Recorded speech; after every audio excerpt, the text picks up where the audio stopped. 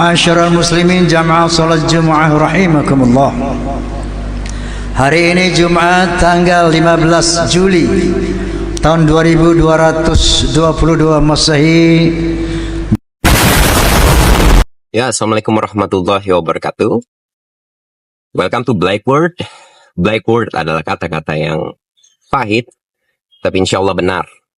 Dan semoga kalian-kalian dalam keadaan baik dan selalu diberkahi oleh Allah Subhanahu wa Ta'ala. Mohon maaf kalau jika sebelum-sebelumnya banyak salah-salah kata. Ya, kali ini kita akan membahas tentang cara mengilmiahkan Tuhan dan kebangkitan Islam.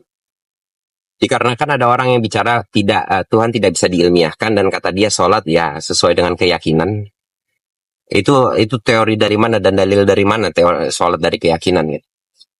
Sholat itu manfaatnya banyak, kecuali buat orang yang kurang ilmunya. Maka dengan itu kita akan mendeskripsikan begini di sini bagaimana cara mengilmiahkan Tuhan dan menyangkut kebangkitan Islam itu sendiri. Mari kita mulai dari video pertama.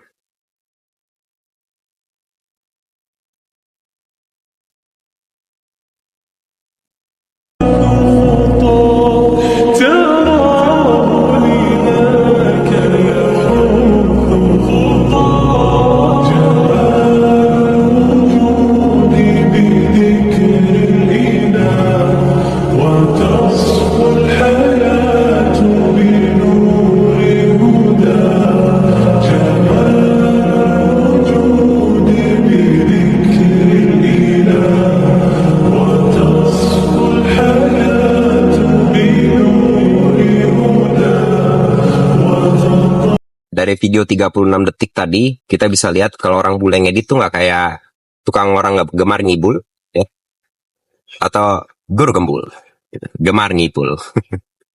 Sesimpel itu. Oke? Ya, selanjutnya, mari kita lihat video kedua.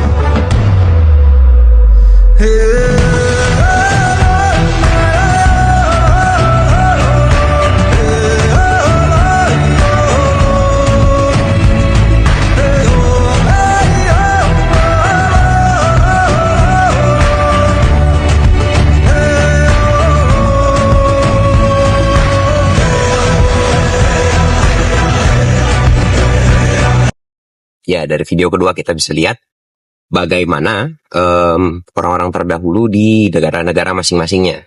Dan dikarenakan fitnah Dajjal dan fitnah kebebasan, fitnah liberalisme, ya, yang diciptakan oleh orang-orang yang tidak bertanggung jawab, maybe Yahudi atau sometimes something yang kita nggak tahu, Deadpool, ya, sehingga mereka menjadi telanjang bulat.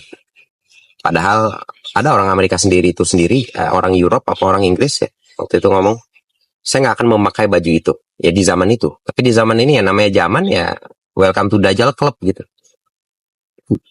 Oke, di video yang satu lagi, mari kita lihat. Activity that mass and energy are both but different manifestations of the same thing. A somewhat unfamiliar conception for the average mind.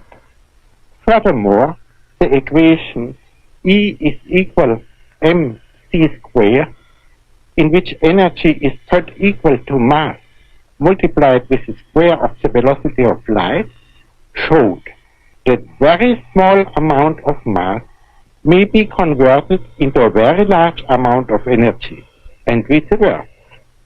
The mass and energy were in fact equivalent, according to the formula mentioned above.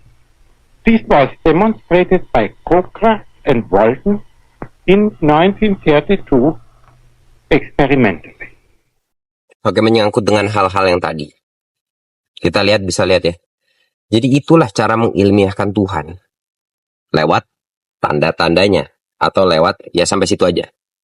Karena kita makhluk Tuhan, yang nggak mungkin kita tahu Tuhan kita tuh pure seperti apa. Gitu. Tapi kita cuma bisa lihat tanda-tandanya. Bertepatan dengan itu, sesuai dengan yang kemarin saya bahas tentang, nih, baca Al-Kahfi, taruh sini. Mereka itu adalah orang-orang yang mengkufuri tanda-tanda kekuasaan Tuhan. Jadi nggak diomongin tanda-tanda Tuhan. Karena kan mereka ngomong semua sama-sama.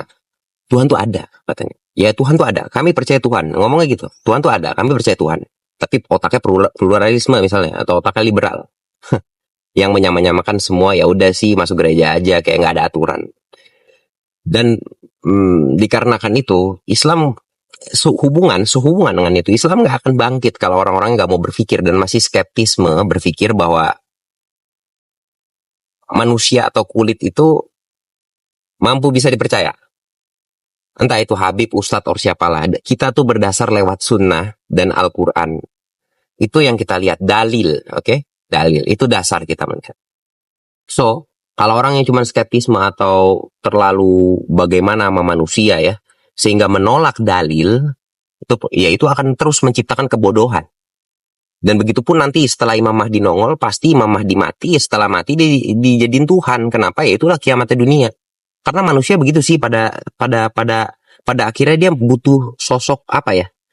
Sosok yang memperlihatkan kebenaran. Kalau nggak ada sosoknya, mereka buta. Emang begitu tabiatnya. Tapi dari sini gue bisa bilang ilmiahkan Tuhan tuh semudah itu. Yang tadi Einstein bilang. Mass sama massa sama energi itu sama. Teorinya E sama dengan MC2. Sesimpel itu. Ya kan? Artinya, dia bisa membentuk apa aja. Dan kita ini bagian daripada ruh-ruhnya Allah juga. Kayak gitu. Tapi kita punya tugas di sini. Ya, lupa beribadah dan berbuat baik.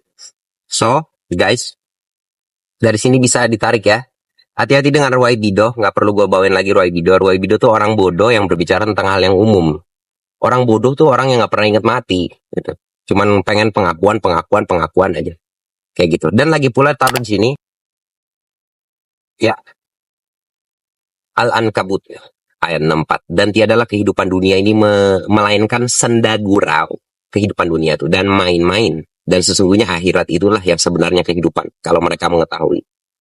So ngapain dibahas kayak gitu? Sampai Einstein tuh. Kalau Einstein nyerahnya di teori kuantum. Oke. Di kuantum dia nyerah. Karena apa? Ya, dia bayangin dia mengecilkan sesuatu. Massa ya. Kecil banget. Sekecil-kecil. Terus dia coba tiup. Larinya kemana? Akhirnya pas dia pakai kipas ke kanan. Ini pasti nih anginnya dari sini ke kiri. Dia coba ngitung itu. Dan ternyata nggak bisa. Teori kuantum gitu. Nggak bisa dihitung. Ya itu hal gaib. Dan dia nyerah dari teori itu. Ya. Akhirnya dia ngomong apa? Tuhan sedang bermain dadu. Dan dijawab sama Stephen Hawking. Bukan hanya bermain dadu. Tapi dia melempar ke dadunya di tempat yang dia tidak tahu. Maka dengan itu. Sesuai dengan hadis Rasulullah. Imam Mahdi tuh nggak tahu dirinya siapa. Supaya nggak ada kultus-mengkultus. Gitu. Sehingga dia juga belajar dengan sebenar-benarnya. Kayak begitu. Jadi nggak ada pelayanan, nggak ada pengakuan. Yang dia cari cuma kebenaran aja.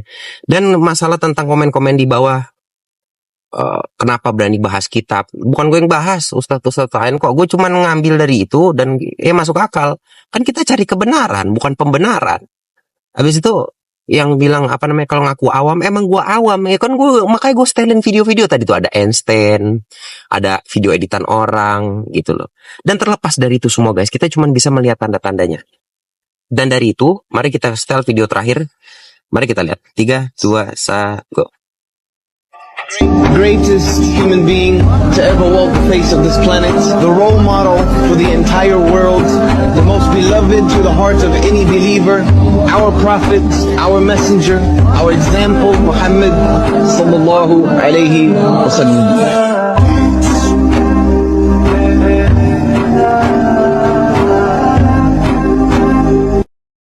Aha. Nih. Sholat gimana sholat? Sholat. Buddha gimana Buddha? Hindu apa gimana? Kayak gini. Terserah. Ya kayak gitu. Takbiratul ihram yang benar begini, Ada ya, gue lihat di masjid bapak-bapak begini mungkin ya dia sholat. Kalau kata apa gembul gemar ngibul kan katanya kalau yang penting sholat adalah keyakinan. Enggak, aduh. Oh, nih cara mengilmiahkan satu lagi. Sholat itu banyak manfaat. Sujud itu kayak downward dog, itu bikin darah lo ke otak. Manfaat secara fisikalnya. Dan ketika lo takbiratul ihram, itu ada otot yang namanya rotator cuff di sini. Rotator cuff nih. Nah, itu cuma nggak bisa dilatih dengan sesuatu. Dan itu ketika lo melatih rotator cuff, lo mastery cara lo berkelahi dan cara lo melempar. Dan kata Rasulullah sendiri, tidak ada kekuatan yang melebihi kekuatan melempar. Hadisnya kalau ada.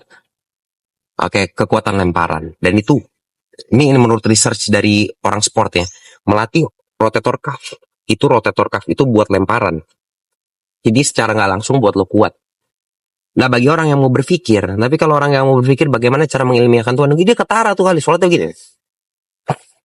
Yang kalau ada sholat, terus kalau tahiyat gini-gini gitu. Apa gimana?